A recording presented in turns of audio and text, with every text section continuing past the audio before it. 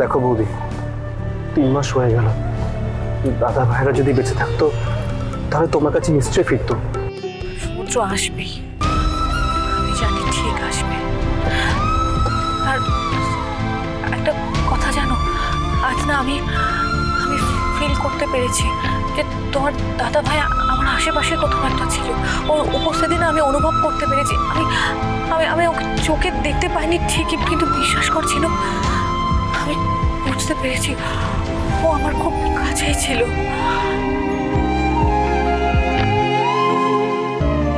আমার এই বিশ্বাস যদি ঠিক হয় তাহলে আমাদের আবারও দেখা হবে।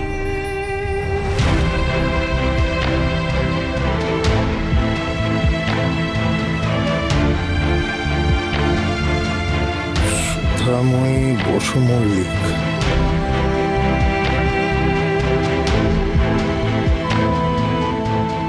এই নামটা চেনা চেনা মনে হচ্ছে। না, মেয়েটাকেও খুব ভালো করে চিনি মনে হচ্ছে।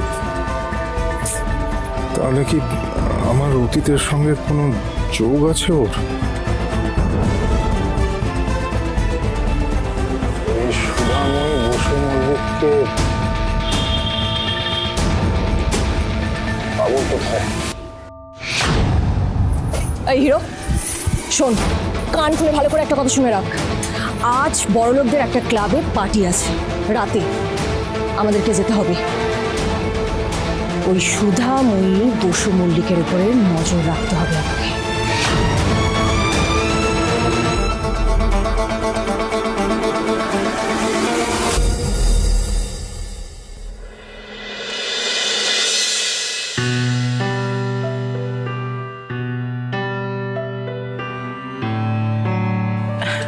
থাক না, আর কিছু করতে হবে না। ও মা, আর কিছু করতে হবে না মানে? আজকে তোমার লাইফের একটা স্পেশাল দিন, যেখানে তোমার জন্য সাকসেস পার্টি রাখা হচ্ছে, আর সেখানে তুমি একটু সেজে গুজে যাবে না বলো? দেখো কি সুন্দর লাগছে তোকে। অল্প সাজলেই তোকে কত সুন্দর দেখায়। সারাদিন তো কাজ নিয়েই ব্যস্ত থাকিস, নিজের দিকে তাকাবারও টাইম পাস না। অথচ দেখ, অল্প একটু যত্ন নিলেই। কার জন্য করবো ঝিনুক?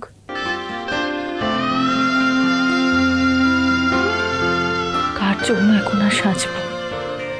কার জন্য নিজের যত্ন নেব বল? এখন তো আর আয়নার দিকে তাকাতেও ইচ্ছে করে না আমার, কারণ আমার আয়না তেজ ছিল। ওর মুখের হাসি, ওর তাকানো দেখেই বুঝতে পারতাম আমার সাজ কেমন হয়েছে। নিজেকে ওর চোখ দিয়ে দেখতেই তো আমি অভ্যস্ত ছিলাম। এখন সেই চোখ হারিয়ে গেছে, তেজও আর নেই।